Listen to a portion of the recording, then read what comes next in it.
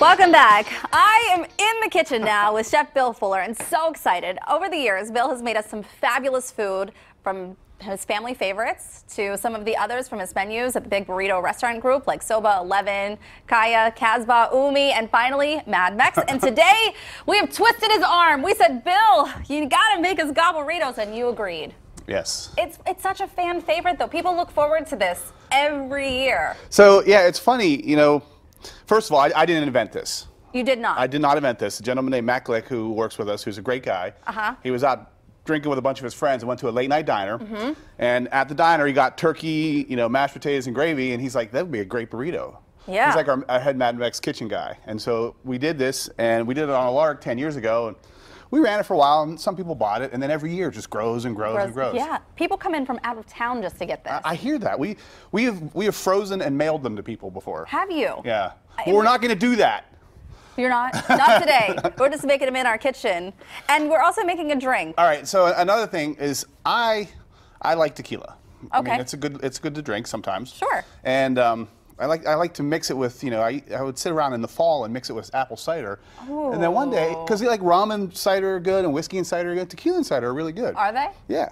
I've never really ordered a tequila drink other than like Never? a margarita. Other than a margarita. Well, this is a margarita. Okay, good. Fantastic then. What we have here is tequila, triple sec, lime juice, orange juice. Okay. It's margarita, so we're gonna put it in here, and then add a little more of that. Sure. Just add a little more of that. And then this is a mixture of apple butter and apple cider. What? We found the apple cider itself doesn't hold up to the lime juice quite as well for a margarita. So you add some apple butter to that. Apple butter to that. Do you guys make apple? Maybe too much. You know, well, it's not going to be as every pretty. single time I make a drink on this show, I do the same thing. So we have a towel in here. Oh, look, we do have a towel. And then here's one of our large margarita glasses, and we're just putting it in there. What did you put on the rim? Because this looks a little different than we put some salt or sugar. Some caramel. Okay. And some sugar in the raw on the rim. Caramel. Oh, this tortilla's got a margarita on it. This tortilla's got a margarita on it.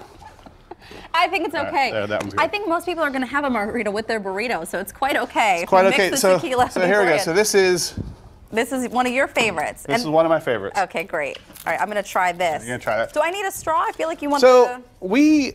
The straw thing has been a big thing lately. And it has been. We have really tried to reduce our straw usage in the restaurants. But I feel like a margarita, you kind of need a straw to do exactly like, you have the exact proper margarita pose right now. the smile? The smile, holding the straw. All right, so while you get your margarita on. I like the stuff on the rim the best. That's good. All right. Awesome. Now I have caramel all over my lips, but that's fine. It's like the pumpkin spice latte of margaritas. It is. Yeah. Way to go. All right. Okay, let's get to some Gobblerito. Gobblerito. It's the easiest thing. You take a warm tortilla. Okay. Right. And some leftover mashed potatoes. You guys put black beans in your mashed potatoes. Right. Because why wouldn't you? That makes them a little Mexican. Yeah. Just a little. All right. Stuffing, which is just stuffing. Now, you said the guy who's credited with making this, with coming up with this. Matt. Matt. Is he famous? Is he still in your kitchen? He's the head food and beverage guy for all the Mad Mexes. Oh, great. And so he definitely is famous, and he's a lovely, charming guy. There was a very nice piece in Turkey's going in there? Turkey on there. So now we're going to do the fold. Okay. The fold is key because you don't want to blow it up. Okay. So how do you do a good fold? So you want to tuck on the... You tuck the bottom in, tuck the sides in, and then you give it a half roll so it's a nice big burrito. Look at that. And so now we're going to gravy it all up. Oh my goodness. Pro tip. Yes. If you get it to go, ask for extra gravy. Right. You have to. You have to. That's a pro tip. Pro tip. My favorite part. Every kitchen, Mad Mex kitchen, is mad at me right now. Because they've asked I just said that to millions of people. Oh, they want extra gravy. Okay, here's my thing though. That's cranberry sauce, I love right? cranberry sauce. That's my thing. Oh wait, so we're making this for you. Do you like it on the side or do you like it on? I would smother that thing in cranberry sauce if it was me. That's just me though, because I feel like not everybody loves not everybody loves cranberry sauce, but that is my go-to. That's the Gobblerito. That's the Gobblerito. It's your piano man. It's our piano man, and we love it. We love it. We sell so many Gobbleritos. Like we start the Monday that's closest to the fall equinox, whatever it is, and it was, I think, the 17th this year. And then we sell them up through the Wednesday before Thanksgiving. But don't you have something around Christmas time too? We do. It's the Festivus? The Feastivus. Feastivus, that's right. That's what it is, the Feastivus. It's like Festivus plus Beast, so is the Feastivus. And the Feastivus is like the sad younger brother of the Gobblerito. Like the Gobblerito, everybody loves it, they talk about it, they buy it, it's famous. And then the Feastivus, it's good. It's good. It's like the younger annoying brother, but still awesome.